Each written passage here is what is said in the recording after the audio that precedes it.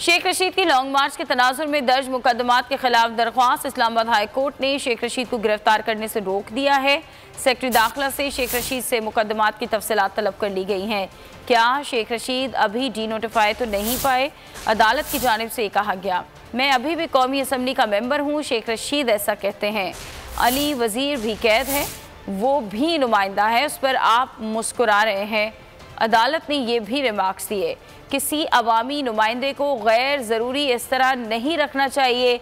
जज ने आज अदालती कार्रवाई में ये भी रिमार्क्स दिए हैं। शेख रशीद की लॉन्ग मार्च के तनाजुर में दर्ज मुकदमात के खिलाफ दरख्वास्त। इस्लामाबाद हाई कोर्ट ने शेख रशीद को गिरफ्तार करने से रोक दिया है।